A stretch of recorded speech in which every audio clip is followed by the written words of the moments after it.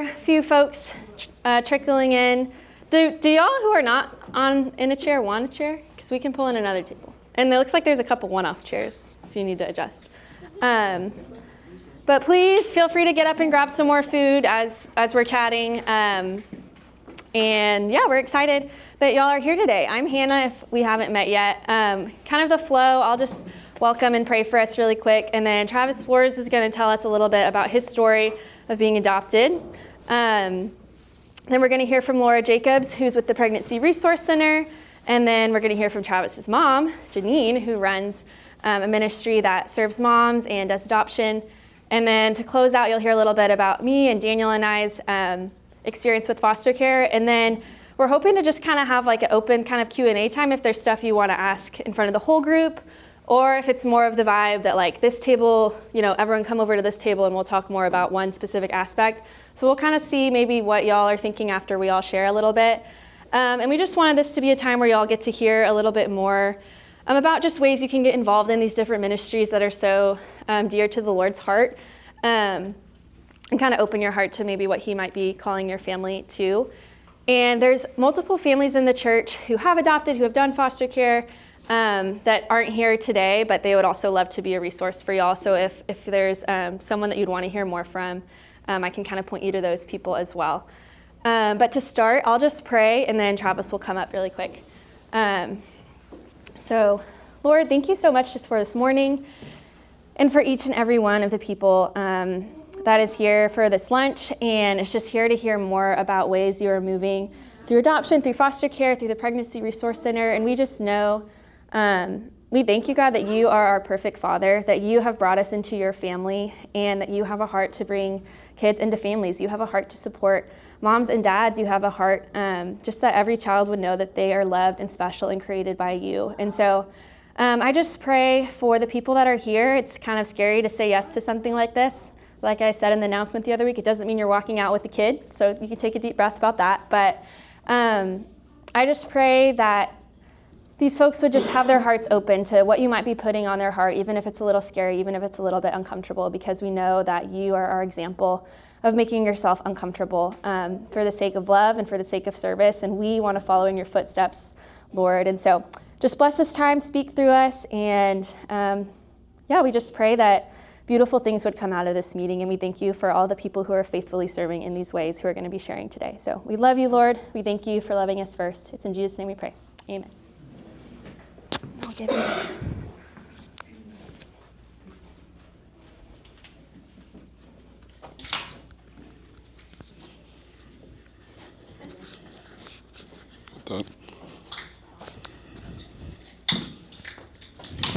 There we go.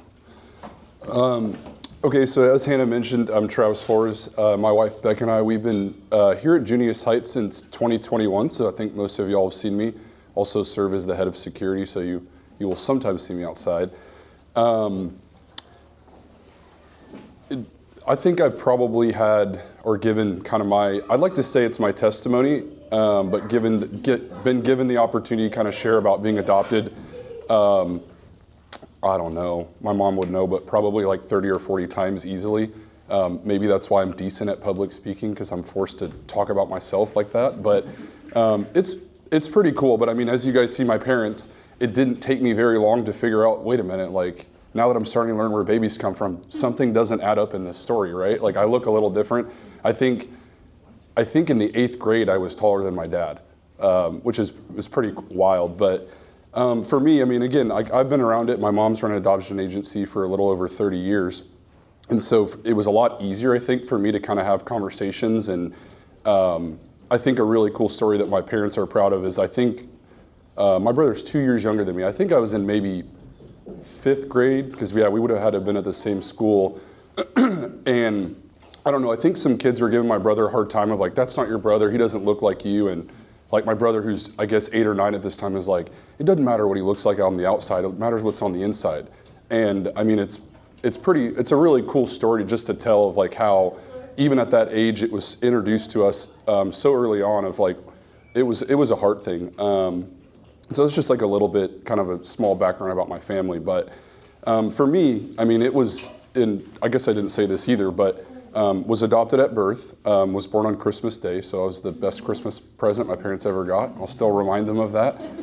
I'll just get them a card this year, so, you know, for all the time. But no, try to pay them back for that. But no, I think what's really interesting is, especially as I've grown up, is like it's crazy to me that even in 2024, like there is still such a lack of education around adoption.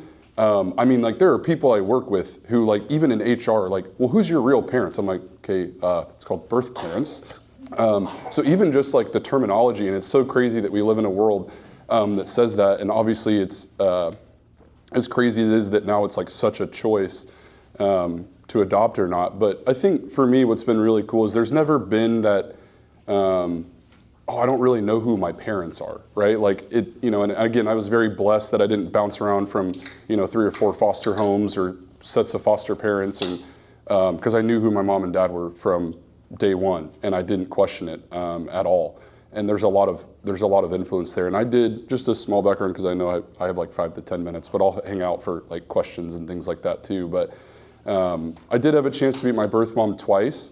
I think it was pretty challenging for her because she was 17 or 16 maybe. I can't remember her birthday, but she was freshly 17 when I was born. My birth dad was kind of the same way. He had a full ride track scholarship out of high school. So for him, he's like, this was an honest mistake. Again, very blessed that he chose life, but he was like, there's probably no part of a relationship I want with this kid. So, like, does that hurt a little bit? Yeah, sure. But I mean, ultimately, like I said, there was never this deep-rooted like pain that I had of like not knowing who my parents were.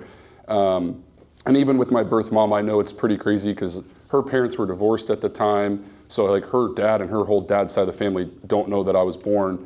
And again, like she has, I believe, 2 kids now of her own, is married, does really well for herself. So like I'm like happy for her as well, even though I don't have that.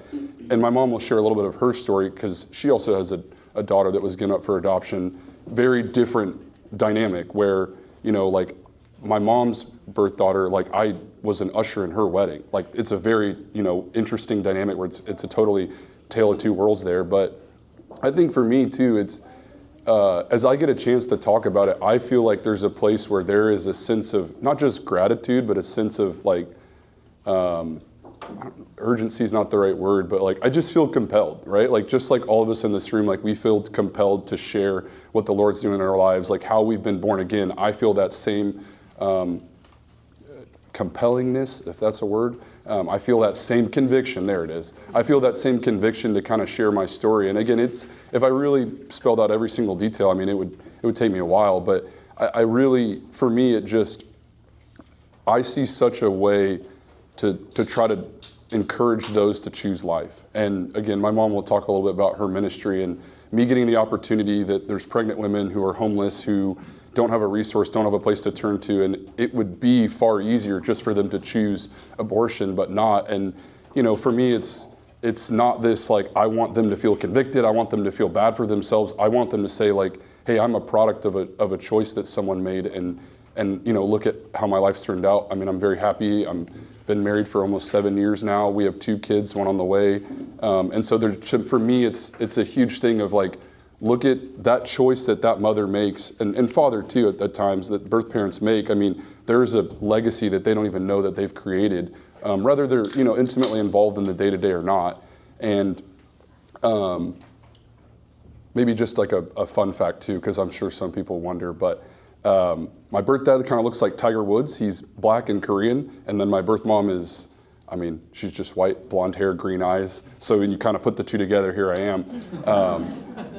But it for me, like there was that sense, right, of like I kind of wanted to know my genetic makeup, right? It's interesting. Even at 30 years old, I'm 30 years old, but I think my body is pushing 50. I've had a lot of injuries in the last 3 years, and they're all when my wife is pregnant. I don't know how that works out. But there has been, right? Like you go to fill out those forms. Any history of this? I'm like, don't know. So there's parts like that where it's more jokingly of like, I would wish they would maybe send some medical records for my sake. But ultimately, for me, it's just been cool to kind of share my story, share the opportunities that I've been given but also just share the love of Christ through it, right? Because I think, it's interesting, right? We're having this conversation with Election Day a couple weeks away and all the early voting going on, and it is so crazy to me how, like, you know, I don't know if any of y'all dealt with this, like, and again, apologize for the tangent here, but you know, it used to be very taboo to talk politics at work, and now I feel like people want to engage in those conversations. It blows my mind. And I'm like, wait, aren't you in HR? Why are you asking me about this? But I bring that up to say that, like, people are like, oh, well, you're a Christian, so of course you're gonna vote for, and I'm like, okay, like, back up for a second. And especially people that wanna argue about, you know, being pro-life or pro-choice, I'm like, just ask yourself, like, for me, this is just Travis's story, like, how could I possibly look at that and say I'm not pro-life when I look at the product of my life, the opportunities I've been given, all the different ministries that I've had a blessing to serve in. Like, for me, like, it's so much more than, you know, was it convenient or not, right? And those are hard things to say, right? Like, of course, like, I'm not a woman, and, you know, there's decisions that have to be made there, but, like, I think that's one thing too that's been really cool. Those that have fostered, those that have adopted, I think you can appreciate this, is like, there is an eternal gratitude I have for my birth parents. Even though I don't get the opportunity to, like, call them and send them pictures of my kids and tell them when my kids learn new things or whatnot, like, there is this compelling gratitude that I have, that they chose life for me and that they chose a family where, you know, I could succeed and, like, be given opportunities. And it's just been a huge, huge blessing. But yeah, I mean, I could go on and on of cool things and cool stories. And but yeah, I mean, it's been a lot of fun just for me to be able to share that. I think the last thing I'll say is, I think it was in maybe, when I was in 8th grade. Have you all seen, like, the Choose Life license plates that are, like, I was in 8th grade, and my mom, because I was from Austin originally, so my mom's like, hey, we have a chance to, like, they're taking different, I don't know what you call it. I'm not a government guy, but went down there and they're like, hey, you basically get to tell your story. And I remember, like, in 8th grade, like, I didn't have a suit at the time. Like I said, I was bigger than my dad, so I couldn't really put on a suit jacket of his. So I wore the best polo and jeans and tennis shoes I had, and had a chance to speak at the Capitol to talk about Choose Life license plate. And just basically I was told, hey, just tell your story at, like, 14 years old. And I mean, again, right, like, I was probably one of, you know, a few hundred voices that got a chance to share that. But that's the kind of stuff that I like, is just, for me, it's the raising awareness of things like this. And because I just feel like there's still so much unknown there. And again, it's crazy to me that, like, we live in 2024 and people still just don't know. They just don't know what they don't know. And so for me, it's this compelling and this conviction to go out and kind of share my story and just what I've experienced, and, you know, try to educate people of, like, how much these little lives matter, and these voices that don't have a voice for themselves, that we're able to kind of intervene and take that step. So, yeah, that's my story in 8 or so minutes. So, yeah.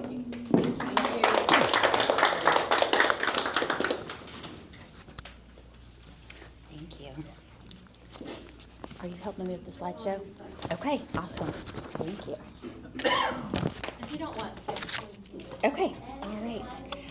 Well, hello, everybody. I'm Laura Jacobs. My claim to fame here is that I am Travis's sister-in-law, Travis Ensley, the other Travis. My husband, Jeff, here is a pretty Kirsten, so you could see where the family resemblance comes from here. You should have a couple things on your table. One is a journal. Our theme this year was Stay the Course. That's just a free journal if you want to grab one of those. There should also be a little thing of baby feet on there. That is a gestational size of a baby at 10 weeks. So just a good visual there of what size those are. You guys are welcome to take those with you. There's also an invitation to our banquet. We're having Bob Goff come speak November 14th at South Fork Ranch. And then there's also, I'm going to ask my daughter Lainey to pass out some cards here. Can you pass these out? This has a QR code on here. If you guys are interested, we do a thing called Text to Pray. And the QR code on there, you just simply text, kind of like on the church bulletin, you just text prayer to that number. And in real time, when we have girls in either one of our locations in Rockwall or Mesquite, we'll say, hey, we've got 2 abortion-minded clients. Would you just pray? And we try to close that loop and let you know she chose life, she's coming back for a sonogram, whatever that looks like, but that's a great way you guys can engage today. Would you raise your hand if adoption is part of your story? Just if adoption is a part of your story in this room. Okay, Awesome. I've asked Jeff to read Ephesians 1, 4 through 5 for us. Just as he chose us in him before the foundation of the world, that we would be holy and blameless before him in love. He predestined us to adoption as sons and daughters through Jesus Christ to himself, according to the good pleasure of his will. Awesome. So again, who here has been touched by adoption? Everybody. That's all of us. That's all of us. So if we're all in Christ, we've all been adopted as his sons. So a couple things here. Our Rockwell location, we have 2 locations, open in 2000. We offer free pregnancy tests, Medicaid confirmation, educational classes, sonograms, and hope to women facing unplanned pregnancies. As we know, the only source of that hope is Jesus Christ, and we get to share the gospel with every girl that enters the PRC. Since opening, we have seen 839 clients make a decision for Christ within our walls. Our Mesquite location opened in 2008, and it's strategically located in the same parking lot as Planned Parenthood. If you know where Babies R Us used to be, it's now Sprouts. When you drop a pin in that location, we get people walking in all the time, going here for my appointment. And if they're looking for an STD testing, we send them down the way. But if they're looking for a pregnancy test, we help them. Because girls typically, upon getting a pregnancy test, they go, here's the fire, I need to put it out right now. The quickest way to do that is through adoption. Is through abortion. If they want to do that, a lot of girls are going out of state before they've ever confirmed, is this a viable pregnancy? How far along am I? And what procedure am I looking at? So we want to do that. And we don't take any state or government funding so that we can share the gospel with every client. So we're not making any money. We are offering all of our services for free. We see over 1,400 girls a year that need pregnancy help, and why we don't prefer a reform for abortions. We're open every day for those that come in specifically looking for abortion information. So they are our target client. We help girls with Medicaid, reports of pregnancy. We do something called Learn to Earn. If a girl chooses to parent with us, she can come in once a week and take free parenting classes and earn new items off of Amazon. So she's becoming a better mom, preserving her dignity, and earning new items off of Amazon. Once we reached, we have officially helped women, 2,116 women, that abortion were their top choice, changed their minds, and then we had a puzzle made. And again, this year is Better Together. So this is a visual of some of our clients, and there's 2,000 puzzle pieces there. If any of you did puzzles during COVID, this was so triggering for me. I'm like, I don't want to do another puzzle. And I mean, all this white space, I was like, this is bananas. I'm like, I'll Mod Podge it. I'm like, what do we need to do just to get it done? But it hangs in our office, and it's a cool reminder of every single one of those puzzle pieces has a story. And some of these girls, it's really fun to see. Some of them have had their quinceañeras.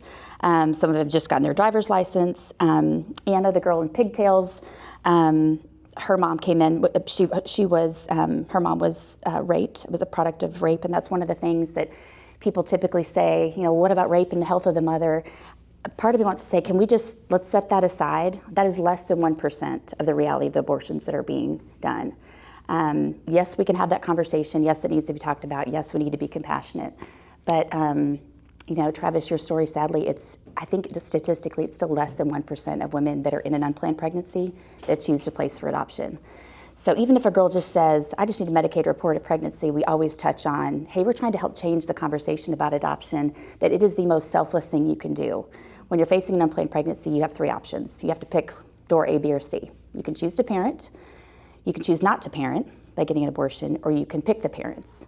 And we try to say, back in my day, it was, you know, I gave up my baby for adoption. Now we're saying it's you get to place, you get to decide. As the mom, you are in the driver's seat. And these parents are gonna date you and say, please pick me. You know, here's my Christmas card. I want this to be a firstborn in a family that, you know, that looks like us, or whatever that might be. And so really try to empower them and go, let's really talk what it would look like if you were to walk through that door. And we want them to really think through all 3 of those options. And I would say take a minute, let's go on a fact-finding mission and walk through that together. So girls are very grateful to have had that, even if they are still abortion-minded. We always do follow up on them, and we offer post-abortive care as well. So we're big on referrals. Janine and I had talked about Viola's House and other referrals. A lot of these girls need post-abortive counseling. They need family therapy. They might need a place to stay if they come in and, you know, my parents will kill me if I tell them I'm pregnant, which is typically not the case. But if they do feel like they do not have a safe place to stay, we find them a place to stay that night. So they're typically leaving with at least one referral if not multiple. So let's see. Abortion is illegal in the state of Texas, and a lot of us know that Roe v. Wade was overturned, and we'll see what happens with this election. It's going to be very interesting to see how that happens. When a girl comes to us, she gets a sonogram to learn how far along she is, and they're looking at two medical procedures. There are two procedures. If you're less than 10 weeks, I think it's even gone down to earlier on than that. Most girls, depending on if I had a cute couple last week that says, we use the Flow app, and so he was very aware of when they were ovulating and that sort of stuff. But a lot of people don't know that until after they've missed a period, especially if they're irregular. So 6 weeks is what it was at. Now it's completely illegal.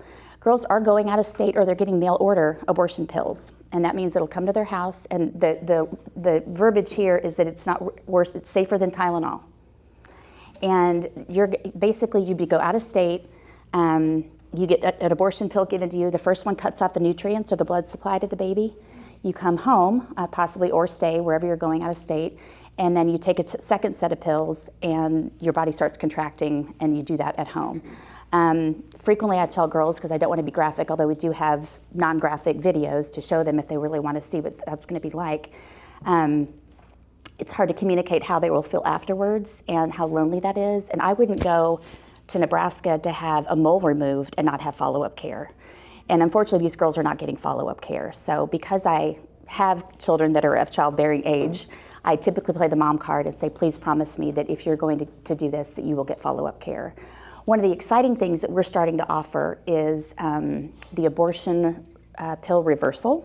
If you've never heard of that, that means the first set, you can take the first set of pills if they do those out of state, and then if that guilt sets in and they go, oh gosh, what have I done? Basically, it's just the estrogen cutting off of that first set of pills. If they have some remorse prior to taking the second set of pills, they can get an abortion pill reversal, which is the big rush of hormones, and hopefully will support that pregnancy again. So that's something we're offering. We're also starting to offer post-abortive sonograms. And what we have seen that has happened, that there have been a twin that was successfully aborted, but mom is still pregnant. Women having fevers or infections. Some of the jump scare things that you're seeing in probably some of your political ads, which I'm like talking to my TV anymore, and I'm like, that's not true. So I'm ready for this all to be over that I can just calm down. So, because it does get me fired up, because I feel like it's a lot of false things out there. But so it's exciting that we are offering that service as well, that if a girl is in between that and she has regret, that a decision can be, her life can be saved. And so that's kind of an exciting space that we're entering into too. This is a good visual here that you can see. The dark green states, including Texas, have no abortions exceptions except to save the life of the mother. Blue is abortion up to 6 weeks. Orange is abortion up to 18 weeks. Yellow is abortion up to 22 weeks. And purple is up to 26 weeks, which, by the way, is viability. If a wanted baby is born at that stage of gestation, a doctor must do all he can to save the baby. And red is abortion up to birth. I'm pretty sure that during the presidential debates that they were saying that was not an option, but you can look this up yourself. This is not anything, you can Google these statistics. While the map changes constantly, PRC remains steadfast, and our mission remains unchanged: to equip women facing unplanned pregnancies to choose life. We want there to be women like Lisa. I got to see this couple, Kevon. Lisa had recently been divorced and had some special needs kids, and when we talked through her story, she was very, very abortion-minded, and then she was at risk of aborting baby Cora. And I think we know how her story ends because baby Cora's here. But I want you guys to listen to their story, and I'm happy to answer questions afterwards.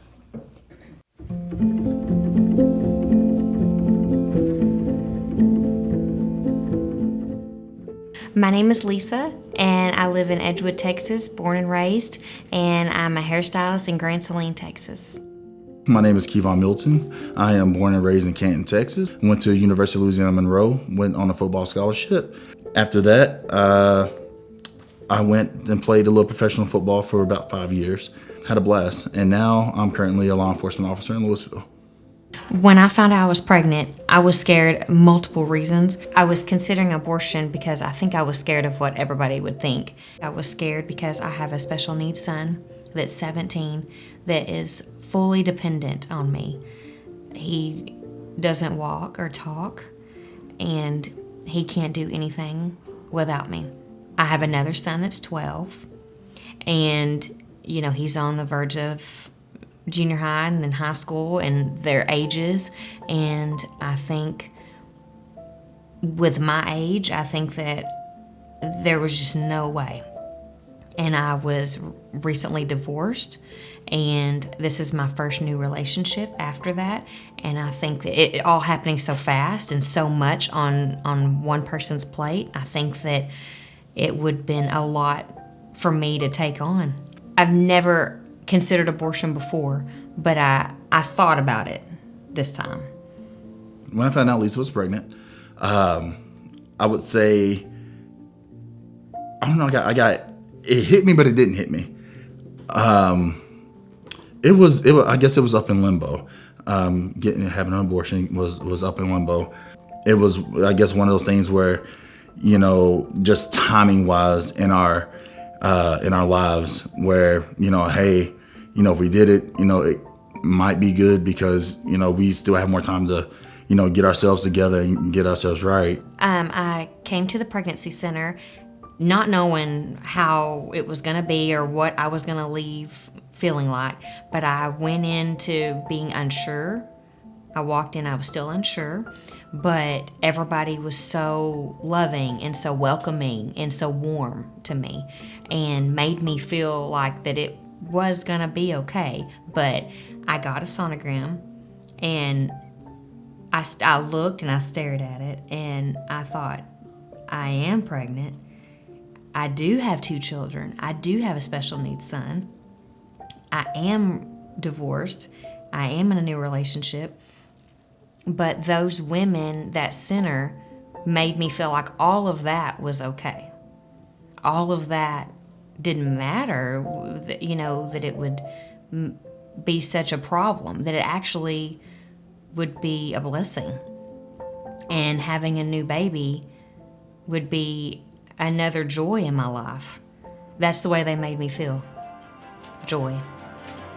And we had Cora Lou Milton. We had her on August 19th, 2021. And she is and was everything and more than we ever could imagine. I can't imagine my life without Cora. And I can't believe that I ever thought different. I just can't believe it. She is everything plus than we ever imagined she could be. And, I look back now and I think I cannot believe that I ever thought about even thinking about having an abortion. When the rest of the house is asleep, I get the one-on-one time in the middle of the night, and we sit up. Like I said, we watch the scary movies that mom don't want us to watch. Whatever we want to do, if we want to go eat popcorn, we're getting popcorn. If we want to eat suckers, we're eating suckers. Maybe might have gave her a little taste of a caramel apple sucker. Mom doesn't know, so we'll just keep it at that. The pregnancy center did it helped out quite a bit. We were on that fence of going back and forth with our decisions, and like I said, I was going to be 100% with her all the way. I'm glad this is the route we went down. We're so thankful for the pregnancy center, because without them, without that clinic, I don't know where I would be with my decision. But I know that once I left that pregnancy center, I knew that it helped me make the right decision for me and for our family, because she's the best thing that's ever happened to us. She looks like your dad.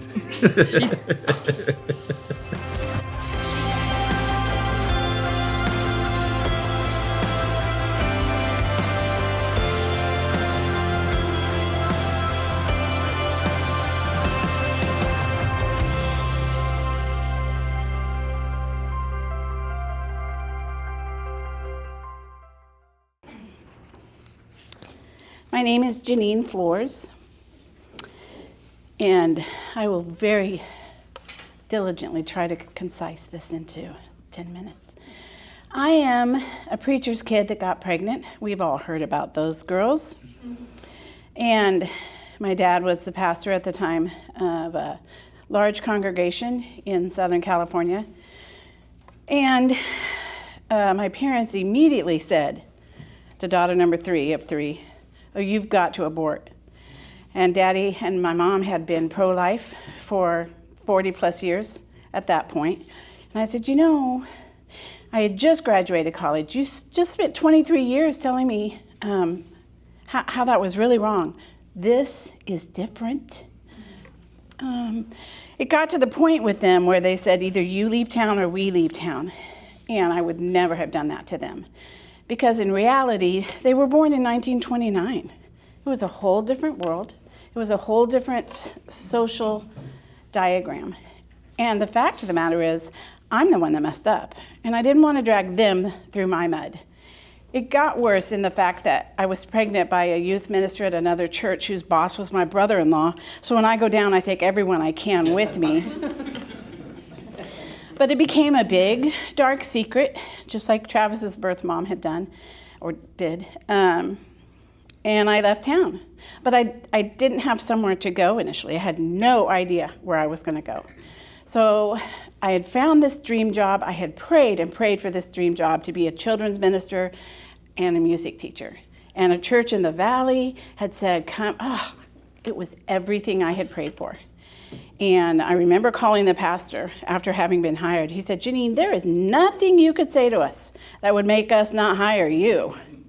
Really, Glenn, because I'm pregnant. Found it. I found that one thing, didn't I? So I searched and searched, and it was the oddest phone call from my oldest sister. She's 7 years older. She herself was adopted, and she said she'd only been married 6 months, and she said, okay, come live with us, honey. I'm like, you don't even like me. It was phenomenal, and it was a building time in our relationship. And I think it opened her eyes, wondering if this was like the journey of her own birth mother had gone through. Fast forward, I went through counseling at the PRC, and they used a series of books called Basic Decision Making, written by Ann Pearson. And they really look at, who do you want to be? What do you want for this child?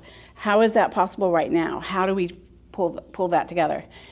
And even with 2 college degrees, I knew that I wanted her or him to have a couple that was already married and committed to each other. I was not marrying this guy. And a couple that was solid in Christ. And I didn't know of any agencies, and I didn't know how to do what I had chosen, which was adoption. So I went back to my dad. The relationship with my parents did heal. Years later, I became his associate pastor, so it was pretty cool. And I said, I need you to call someone back in the East. I had been born in Indianapolis, and I didn't want to run into her. And I want you to ask him to find a couple of people in his congregation that are interested in adoption, because anyone can look good on paper. So he gave me 2 couples' names. I called the first couple, and they said, oh, we're on vacation. Could you call us in a couple weeks? I said, I don't need to. Thanks. I called the second couple, who I would still go visit today, even if my birth daughter, was not home. I am nuts about them. At her wedding, the first thing, I don't do this 37 years later without emotion. At her wedding, her dad stood up and said, there are 2 people here today that all of you know Sarah and John from somewhere, but these 2 people chose life, and that's why we get to celebrate today. And I was like, as long as he's at another table. So it was, in fact, Travis, it was really neat to take Travis on that journey with me. Because she considers Travis and Matthew, these are my brothers. Why wouldn't I have them at my wedding? All her siblings are adopted. They've been raised also in a very positive pro-adoption lingo environment. Fast forward, I meet a really hot Texan in Southern California. He's still hot, he's just old. So we, all Texans, move home apparently. It wasn't in the prenup. So we have been here 28 years in Austin. And I am really popular as a pro-lifer in Austin, Texas. I do pray a lot, God, why in the world you put me here? And all I get back is, you have a big mouth. You keep going, girl.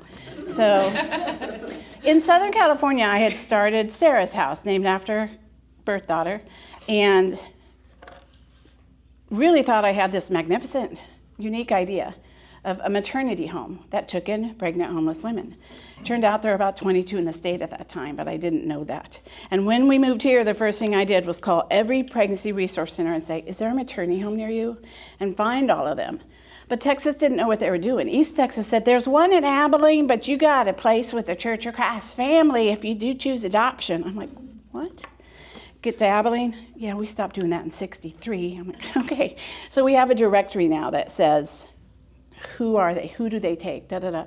Viola's house is still one I'm trying to visit, and there's just a few I haven't. And there are new ones. There's about 35 maternity homes now in Texas, which is the largest in the nation.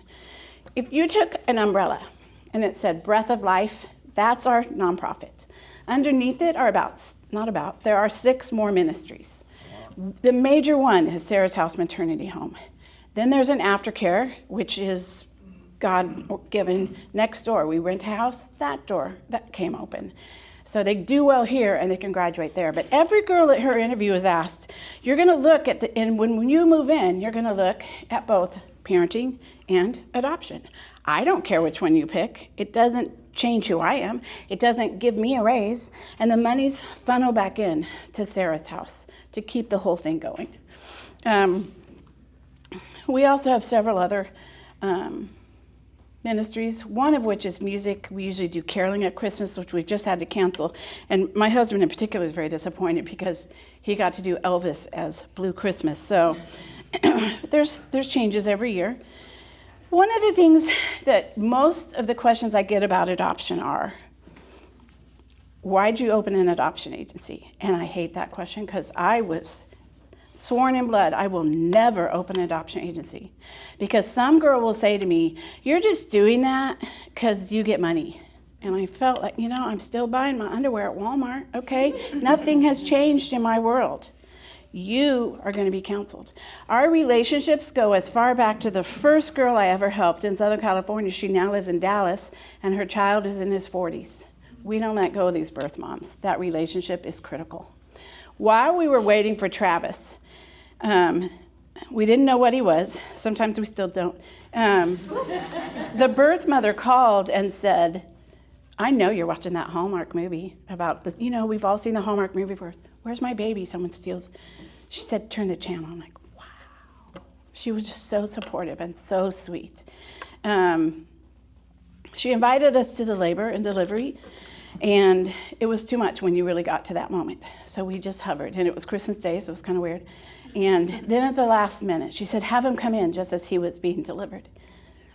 I'm so glad that happened, because years later, at the dinner table,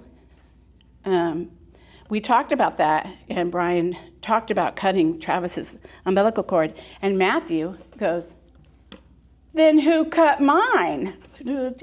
He's also the same child. When Travis would get a Christmas card or a birthday card from Melissa, his birth mother, the younger one would say, why doesn't my birth mother send me a letter? Dear Matthew, you're not as smart as your brother. So raising the two of them has been quite an adventure, but that's a whole nother seminar. The types of adoption that we offer are available. Totally open. Hey, thanks for giving birth to him and letting us have him come babysit. Or closed. I wonder who my birth parents are. Or semi-open. Semi-open is what I chose. It was so weird. It's still weird picking the rules for your own agency. Because sometimes I go, I'm totally an adult now. I've hit my 60s and I'm still having that conversation. I'm the adult. So we chose what my adoption was missing. We chose relationship for our birth mothers with their child throughout a lifetime. Once a year, the birth mother and the birth father have a chance to come have a picnic. It's finding places to go, going to Indigo Play, going to all these different places. So the child grows up going, oh, okay, you're my tummy mommy, you're my mommy, and there's no wonder, did they love me? They get the chance to be there and see that they did. It's critical. I'm not here really, and I didn't bring cool slides, because I'm here to tell you about adoption. She's local, you should be helping them out. We're in Austin, so I'm really here just to share the heart of adoption. I just wanted to make that clarification. And you talk faster than I ever will be able to do. You did a good job getting it all in that 10 minutes. You really, no, that was a compliment. Yeah, that's right. It was so fast. When the girl is deciding between the two, yesterday or Friday, I sat with a young woman at the hospital whose baby's in NICU, who has nowhere to go. And I said, what's wrong with the baby? I don't know. But if I go to a maternity home, I could see her once a month. Are you still using? Yeah. What's your drug of choice? Fentanyl. I said, are you hoping to be alive in 2 months to still get... I wasn't going to say this to her, but that child won't go home with that mother. So there's always the hospital calling too, going, okay, do you have spot for her? And a lot of times they go to foster care, which is awesome. We recently had a girl call who said, Miss J, it's me again. I talked to you earlier this month. I actually just gave birth in an Uber, and I don't know if you can still help me with adoption. I'm like, do you plan ahead a lot, or is it just... She is now in our maternity home. She accepted Christ 3 weeks ago and was baptized, and she chose adoption, and she has this family that I've never seen the likes of. They're like, can we see her yet? Stop it, calm down. We'll get there. There needs to be some bonding with mommy and daddy. There needs to be, but they're ready to scoop her in, which is really, to me, one of the most beautiful things, is to have a relationship with those birth parents and get to minister to them. That's really what we promote. Her mother introduced her to meth at 13 so she'd have someone to use with. The girls that we have are a lot of what Laura talked about. They're living behind 7-Eleven, or they're in their car, or they've just had the crap beat out of them by a boyfriend who's mad they won't abort. And it is a little bit more challenging now in Texas, thank you, Jesus, to just not stop and think about it, because you don't have access to an abortion immediately. What's interesting, you're listening to those statistics, 1% or less, when we sit down and we say, let's look at this in black and white, and if you tell me you're going to parent, I'm going to say, why aren't you placing? And if you tell me you're going to place, I'm going to say, why aren't you parenting? So we really look at the ins and outs of both choices.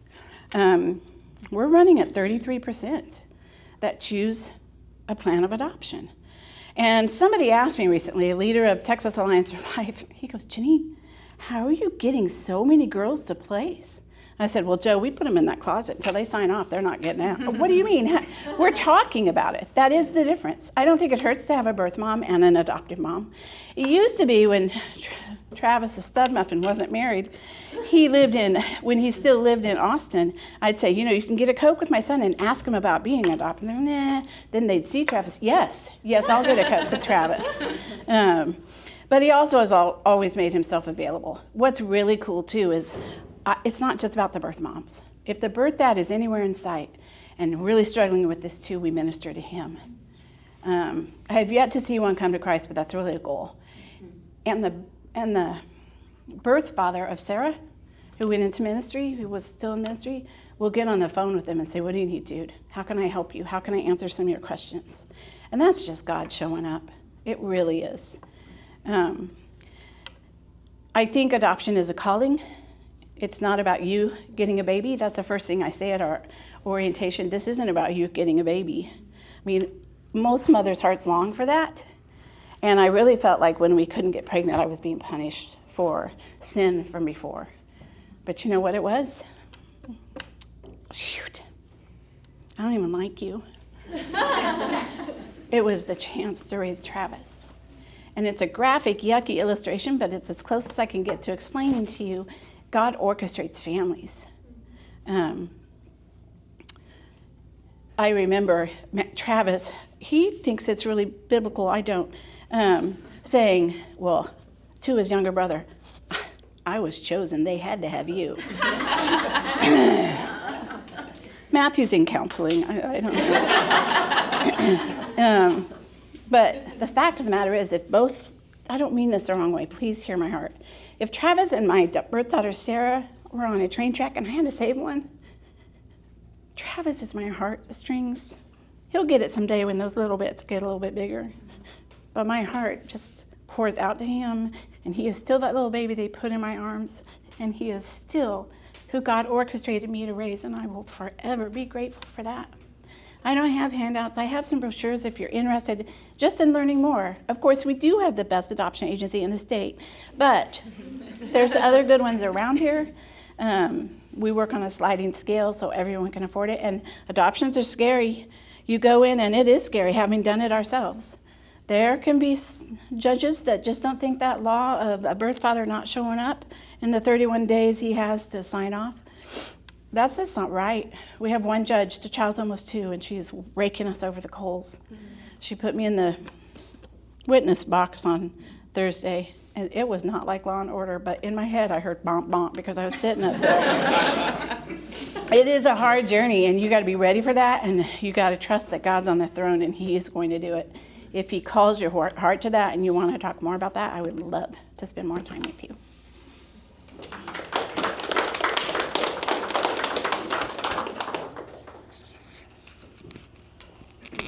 Sure. Do you have any scissors? I'm just kidding. Anyone else crying? I was just thinking too with Travis sharing with like your birth mom, like now you have your beautiful kids and like we get to know and love them, and it's like generations of like the world are literally being changed. So thank both of y'all. Sorry.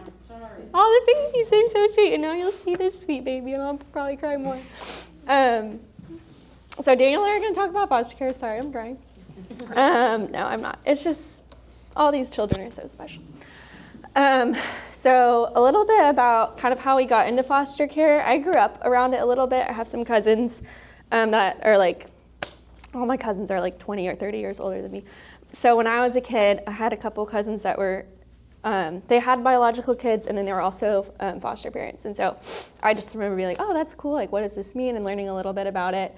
And now I have a couple of them have like adopted children out of the foster care system. And so I think in the back of my head, I was like, I love kids. Like, I want to have a lot of kids one day, I hope. Like, we'll probably do this at some point. But I think because the example I saw was like, they're in their 30s, 40s, they already have some biological kids. I was like, we'll do that one day. So then I'm dating this guy, we're talking about getting married, and I'm like, do you want to ever like adopt or do foster care? He's like, I guess, that sounds cool. You know, he hadn't really grown up around it, but he wasn't like, no way. The side, like her family side of like having the whole history of it and like all that kind of stuff, like my family, when we first talked to them, maybe I'm skipping ahead, but when we first talked to them about it, they were like, you want to do what? Yeah, that's true. And her side was all kind of like, oh, that's great. Yeah. So a couple, like maybe we had been married for a few years, and we were in a community group at our church in College Station, and there was a couple that was only a couple years older than us. They didn't have any biological kids yet, but they started fostering a little 4-year-old girl. And that was the first time I saw someone like a little younger who didn't have biological kids, and I was like, oh, that changes the dynamic a little bit. Like maybe there doesn't have to be this like down the road timeline for us. And then in summer of 2022, which was maybe like the first summer that I was here, and we were doing summer Bible camp, and it was the week of summer Bible camp that Roe v. Wade got overturned. And I was just seeing all this stupid stuff being posted, similar to what we see now. Just like, we need abortion, or else these kids are gonna end up in foster care, or being adopted is like, sucks for a kid, and parents need to be able to choose to like abort. And it's just like totally dehumanizing the thousands of like beautiful people who have come out of foster care, come out of adoption. And honestly, it was probably that. And then you don't have anything to say about abortion unless you have ovaries. I was like, okay, I have ovaries, unless you're adopting all the kids. And I was like, okay, fine. Let's get into it. Let's get going. And so I was like, and we had been trying to have kids ourselves for a while, and we were just like, well, we got a house, we got room, like, let's just go learn a little bit about foster care. Do you want to add to that? No, it was the like, oh, let's go to like the informational, and I'm like, yeah, I can sign up for that. And then it's like, we get to the end of it, and it's like, I think we're gonna actually take the next step now. Yeah, it was just like one little step after the other. And so I guess to show the picture, this is Mahogany. If y'all got to meet her last year, she was with us. This is the night she came to our house.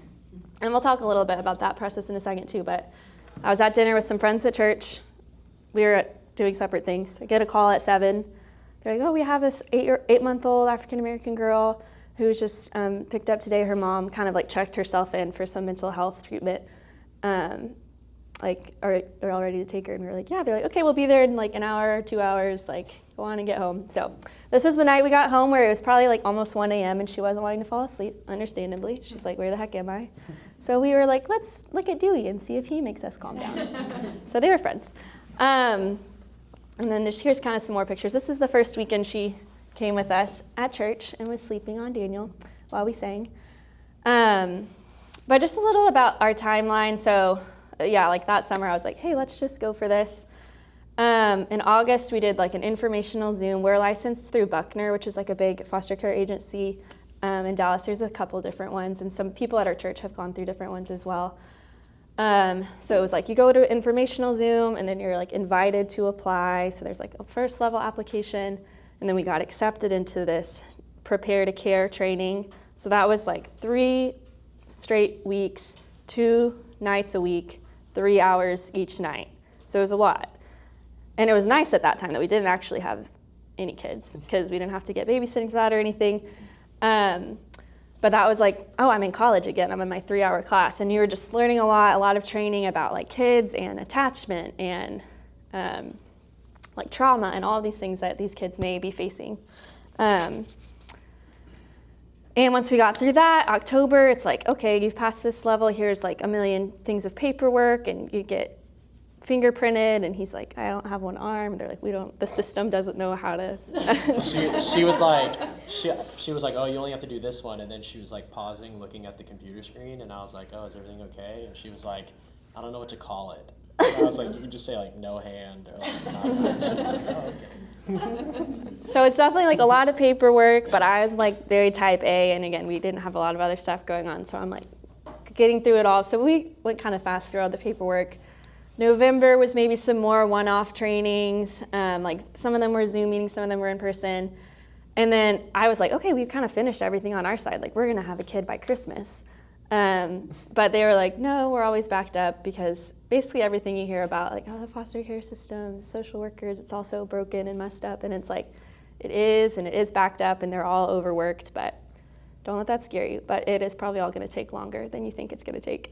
So kind of like December to February, we were just kind of waiting for them to like give us the last step, which was coming to our house, doing a home study. So they interviewed us, they looked around our house. Also, I found out we were pregnant with Mallory, and we were like, oh, let's just do it all. And then it was a very quick, like, okay, great, let's just do all the things. And we thought like maybe the agency would be like, I don't know, this is a good idea for y'all, but we like called our. Yeah, they talked to me about it. They're like, are you sure? I was like, yes. They're like, okay. It's like, are we crazy? And she was like, no, you're not crazy. But then I think it was like the end of February or March of last year. I'm like, what is, yeah, 23, that we finally got the home study. And then like early April, mid-April, we were finally like officially licensed and on the list. And then April 27th is when Mahogany came to us. So the whole process of like August, first informational, to April was 9 months, which there's something to that, I suppose. And so I don't know if you wanted to talk a little bit about like our time with Mahogany and maybe what that looked like. Yeah. I didn't really prep him on this. I was like, do you want to talk too?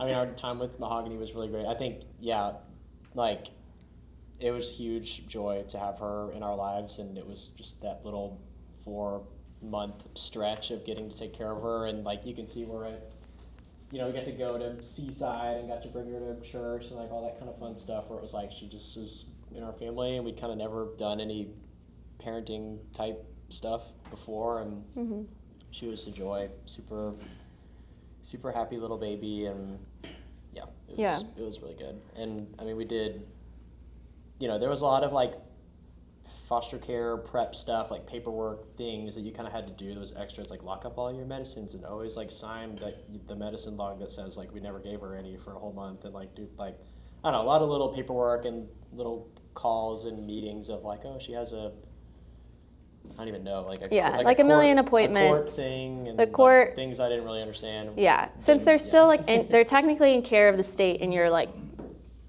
taking care of them, but like the law is like they have to go to the dentist within 3 days of being placed, and all this stuff within like 3 days, and then at 30 days, and blah blah. So it's like all these appointments. she doesn't have any, she had like 2 teeth. And we went to the dentist like 3 times. And I was like, what are we doing here? So you kind of just have to be like a little go with the flow because you're like, this is a little over the top at times. And then they should be allowed to get weekly visits with their parents. And so she had a weekly visit with her mom. Sometimes her mom wouldn't show up. Sometimes that's not safe and they don't have that. But for a lot of the time they want to let them keep that connection with their parents because the goal of foster care is reunification. Well, we had a cool thing where like we would send Mahogany with a little journal where we would write like, oh, she crawled this week, she did this, she ate this, and like this, and then she would actually write back to us sometimes, and be like, oh, she's such a happy baby, thanks, like that kind of thing. So it was a cool to like receive that from her of like the thankfulness. And there's like a wide variety of experiences people have with the biological parents, but for us it was sweet, and we wrote the little notes back and forth because we never got to meet her face to face. Someone would pick her up and take her to the visits. But here's a little bit just about kind of foster care and what it is and some stats. So foster care, in a broken world, there are times when it's not safe for a child to be in their home. So foster families provide a temporary, safe, and loving home for kids from hard places. So this is different from adoption. So also even the idea that like limiting abortion increases foster care, that's not like a pipeline. It's not like I didn't get an abortion, now I'm putting my kid in foster care. Like it's different issues that parents whose kids end up in foster care face. But some reasons kids are removed from their home, like these reasons overlap. So if you're like, that's way more than 100%. But you can see some of the common reasons that kids are removed from their home. I liked the way this worded it. Like there are so many reasons why children are placed into foster care, but the one thing they all have in common is that it's not their fault. And so I think just what's so unique and heavy about this is just like there is so much brokenness and so much sin in the world, and in foster care it's like kids are kind of the collateral damage, and the enemy's like, how many lives can I blow up with this decision? Let's throw some kids into the mix. And like that is like a scheme of the enemy. And so I think as believers especially, like this is such a tangible and like beautiful way to fight back against that brokenness and fight back against the darkness, and show these kids like what a loving and safe home looks like. You can see a little bit about the demographics of kids. This number I think is from like the last year or two, but there's over 30,000 kids in care right now in Texas. So that's a lot.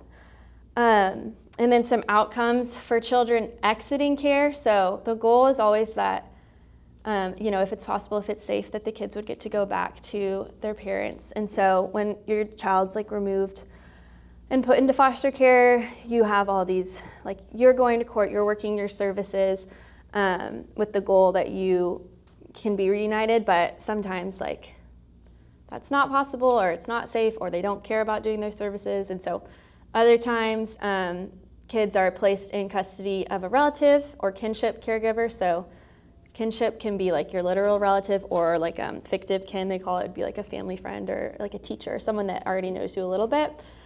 15% are adopted by a relative or kinship caregiver. So that would mean like the biological parents no longer have rights. Now they're fully adopted by this other relative. And then another 15.6% would be adopted by an unrelated person. So that would be typically like the foster parent adopting them. Or some people just want to do foster care. Like we're licensed as foster to adopt. So if we have a placement and their parental rights are terminated, or the parents release their rights, like we could adopt. Like we're licensed already for that. But some people are like, we don't want to adopt, we just want to foster. So, or the flip, it's like you don't want to foster, but you just want to adopt. Yeah, but then you wouldn't foster. Right, exactly. Yeah, and so that could be another thing. If we just wanted to foster and the kid, our placement like was available for adoption, we're like, we don't want to adopt her, then they could place them with someone else adopting them. And then 6.6 transition to adulthood, so that's just when they age out of the system. And so there's like a lot more stats. I didn't want to get into like all this stuff, but that's just kind of a little overview of some of the numbers and things on it. But kind of my big point I just wanted to make, and really for all of these things that the Pregnancy Resource Center is doing and that Janine's doing, it's just that every child is made in the image of God and worthy of love and worthy of life. And so what's unique about foster care is we can't change like what they have endured. So many of these kids are coming obviously out of a hard place. That's why they're put into care. And so we can't go back and change that, but we can help change their future outcomes. And so one thing we learned about a ton in the training was just like, the neuro pathways in their brain, and just any time of being safe and like attuned to a caregiver that like meets your needs and cares for you and holds you. Like it's rewiring places in their brain. And so Mahogany was only with us for 4 months, and she was only, 8 months to a year old. And so like she probably doesn't remember us or isn't going to remember us or anything, but we just like pray and hope that God used our time getting to love her to show her like what it means to be loved and help make her brain know what that looks like. And so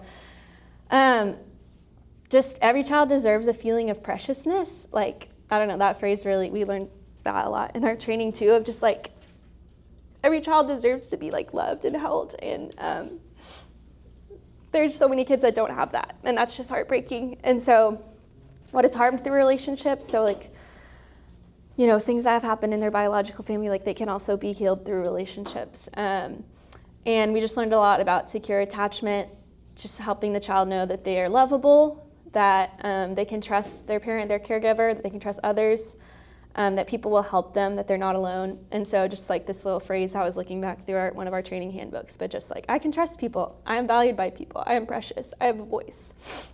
And so just any way that we can help kids know that, I think is so important and so special. And again, just like changing entire generations of families. And now like Mahogany is, she transitioned to live with her grandpa 1 week before I gave birth. It was a bad week for me. And we haven't heard from her in this past year, and like we really wish that we could have that contact with her. And obviously if you have a foster placement that's older and they transition to live somewhere else, and they can call you on they can choose to call you, but she choose the baby. She can't call us. And her grandparent chose not to do that. But even now, like, we still have that love for her, and we know that like God's put her on our hearts, and we can like pray for her every day and pray for her future and pray for her whole family to come and know the Lord. And so just kind of a last little point of, I think we're just so uniquely empowered as believers to do these hard things of adoption, of foster care, of caring for moms and dads, because it just like doesn't really make sense to do that without like the power of Christ and the example of Christ. When I did the announcements the other week, I said, there's no earthly reason why someone would want to be a foster parent, but there is every heavenly reason why they would. Those of us who have been touched by the gospel become like the gospel full of grace. And so just like Jesus is our reason, like he calls us to love the least of these. Jesus is our example. He loves and serves us incarnationally, not just like yes, we love it if you donate to all of these different places, but there's something like next level about coming in and like physically meeting these moms and dads or physically holding these kids. It's like Jesus didn't just like stay up in heaven and be like, I'll send you some money to help you. It's like, okay, I'll take the money, Jesus, but it's different too. Like for him to have come incarnationally and lived among us and entered into the brokenness, laying down his life for us, literally laying down his life for us. Like we lay down our lives for like Mahogany, but not to the extent that Christ literally died for us. And the reason Jesus came into this broken world and laid down his life for us was to bring us into his family.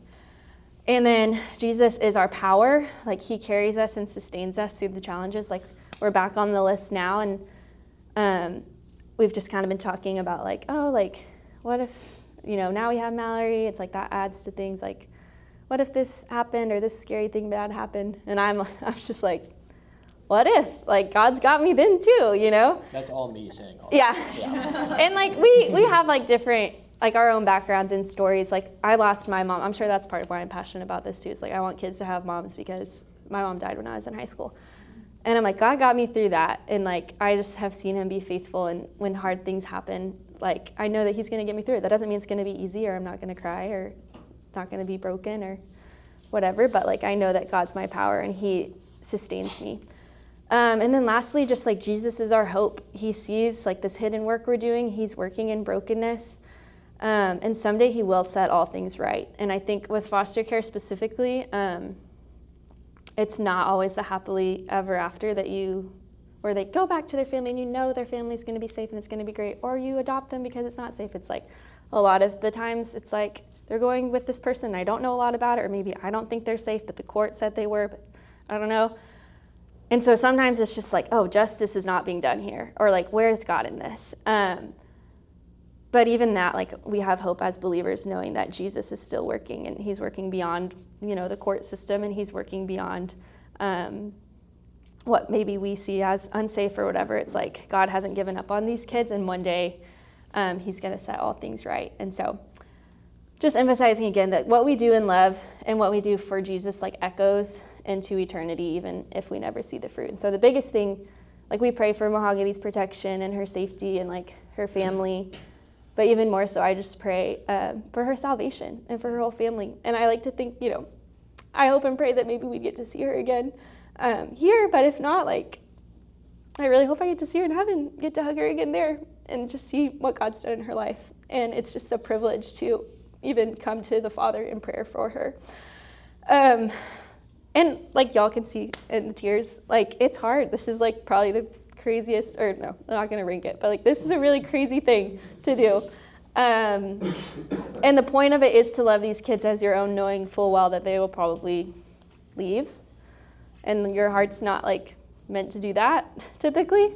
But again, it's like, if Christians aren't willing to do this, like, first of all, not many other people are, but then again, just like the power we have and the example I have, it's like, I will be uncomfortable for you to feel safe and feel loved, and like, it's gonna cost me, but it's worth it because I believe that this baby is like worthy of knowing love. And again, just the example that Jesus did that for us. Did you want to say anything else? I was just thinking about like how I mentioned earlier that like my side of the family had no real history with it and was more reluctant about it and whatnot, and thinking about how like I came into it with, I think, more fear and trepidation, and my parents definitely did, and the like way that it softened all of our hearts, like kind of jumping into this, even though I was kind of scared, and even though I was kind of like, I don't know if I can do this, that kind of stuff, like I think it was like a moment for our family where our hearts were softened by Jesus, and like I think it just changed each of us. Like we had this like little prayer night where we knew that Mahogany was going to live with her grandpa, and we had a couple days with her, and like I've just never seen my dad like break down in tears the way he did when he was like praying over her, and like I don't know, it was just really special, the impact that it's had on like not just us two and her, but even our extended family. So yeah, and I think too, like, now we have Mallory, it's like a different ballgame when you have other kids in the home, because it's like, it's not just me making ourselves uncomfortable, it's like now we have these other kids that we want to like protect them too. But, and I mean, there's like a lot of nuance into that, but part of our heart now, and like some of the moms I know who are foster moms with older kids, is just like, I want my whole family to know like our life isn't just about us huddling up and being comfy and doing what's best for us, but like even showing that to your kids. And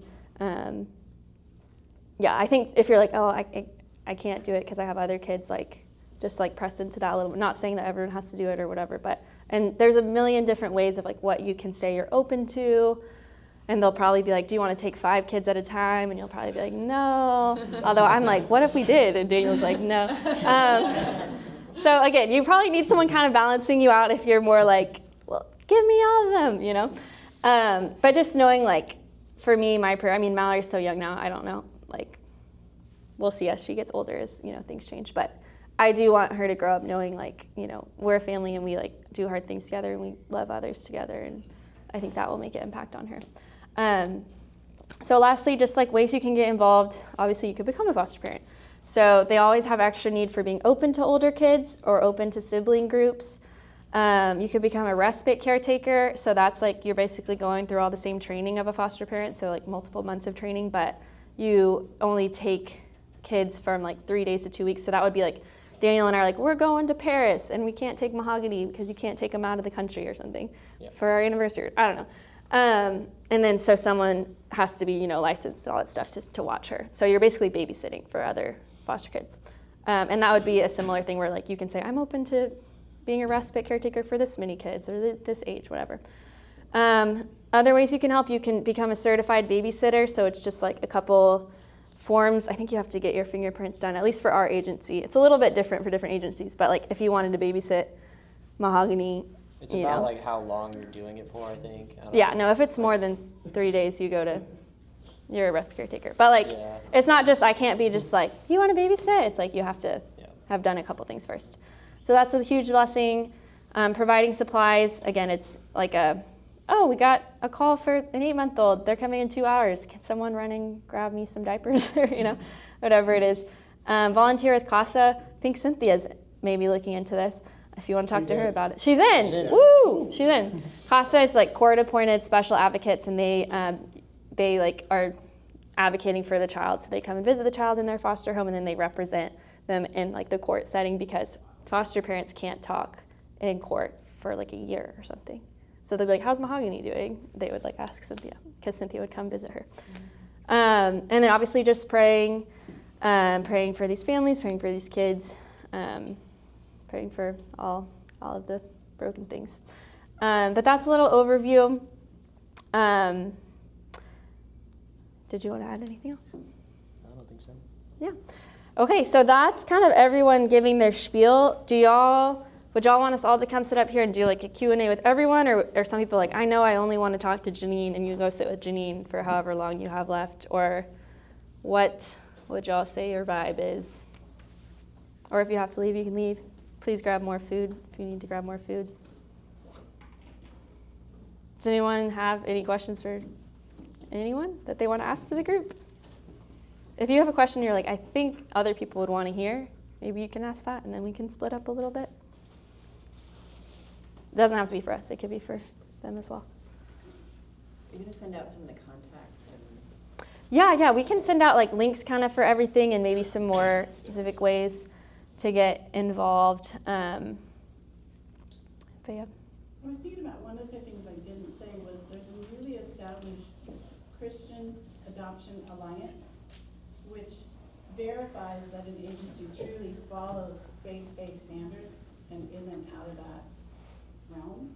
And some pretty hard stipulations, statement of faith and everything. And they have a website, Christian Adoption Alliance, where you can go through and look at agencies that are near you or that you're interested in and see that it's kind of like when I asked my dad to find someone that knew that they knew them. Mm-hmm. That's what this is. They can't make it into that without a referral from a current agency, and then they are grilled to make it through. And I just think it's a much needed and really great addition to the whole puzzle. Mm-hmm. Definitely. I have a question and then a recommendation too.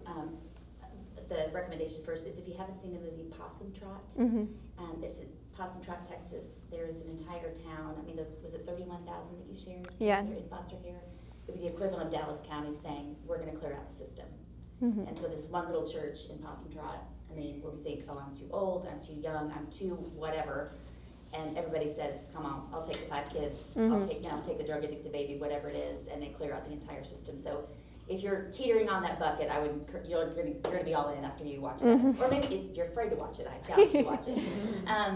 And then, and I know there's lots of nuances about why parents would lose custody and that sort of stuff, but am I correct that the quickest way, if you're wanting to parent, fostering to adopt can be the quickest way? If you're wanting to, If you're wanting to do it To with get parents or licensed? not, going through the fostering to adopt is typically quicker than adoption. In general, I know it depends on the situation and the mom, but it can be quicker if parental rights are terminated. yeah, it kind of, you just like don't know going into it, but it's sometimes, like there's this group that meets at Watermark of foster and adoptive moms, and there's probably like 30 of us. I feel like half of them have adopted through foster care. But like, It does. yeah, it just, depends on and you don't know, the don't be like, I'm gonna do foster to adopt because I'm sure that I'm gonna get to adopt the first kid that comes into my house, because that's just like not a guarantee. But yeah, sometimes it's like, if the parent sees, oh, my kid got placed with this sweet family, like, they're good.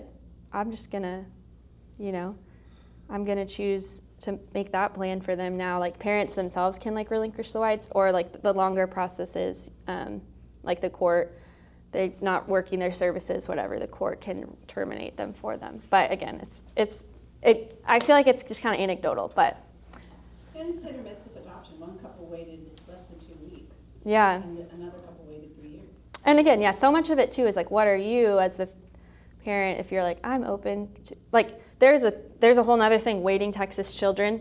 Those are kids that are available for adoption right now, but it's mostly older kids, or it's sibling sets that want to stay together, or it's kids with maybe some different levels of needs. And so if you're open for that, like, you could get placed with them pretty fast. But if you're like, I only want this little baby that does this and doesn't have this in their background and this, like, those things take a little longer typically. So. I did have a woman come to me and say, we want a white child with blue eyes and da-da-da. And I looked at her and said, you have me confused with the cheeseburger ordering line. You know, God arranges it. Yeah. And ironically, thinking about it, the girls that make the maternity home typically have gone through the foster care system. Yeah, and so much of it is, like, it's easy to villainize the parents who are getting their kids, you know, taken into care, but so much of it is just, again, cyclical. They were in foster care, they were abused, they don't know anything else but to, you know, kind of perpetuate that, or addiction, cycles of addiction. You were saying the mom wanted to use with her child, like, so again, just is just like such a way to like interrupt that cycle and be like, we're telling a different story, and yeah. If Mahogany's like grandfather, it didn't work out, or let's say she went back to her mother and then her mother relapsed and she had to go back, and would they like contact y'all first? Yeah, Is that as how it if we're works? still like if active, she had yeah. a good experience with a foster family, would they reach out to you guys? Yeah, when first? she was leaving, they told us that, like, you know, if she comes back into care, we'll call y'all first. So the fact that they haven't done that means hopefully it's going great for her. But that has happened. I think the Baldwins, if y'all know them, Haley and Brian, they fostered a number of years ago, I think before they had any of their biological kids. They took a sibling set of 3, and I think it was like, oh, they're leaving, oh, they came right back, and then they like went and ended up going somewhere else. So the Bowers have fostered and adopted as well. If you want to talk to Casey, Elizabeth Johnson Binky, you might know her as, she's adopted her daughters. So there's different people in the church if you want to hear more about their experiences as well. And if you're like, oh, I would be interested in talking to someone who's adopted an older kid or whatever, like I have that group I meet with too at Watermark that I could connect you with a lot of people who have had different stories as well. So if you want to hear more from someone that's been through it, I'm sure we can connect you to someone either at this church or another believer that could chat with you about it. Any other questions? If y'all don't want to ask any other for the big group, then like we'll hang out here for a while. Please come by, ask any specific questions, grab some more food like we said. But thank you guys so much for being here. Yeah. Janine, would you close us in prayer?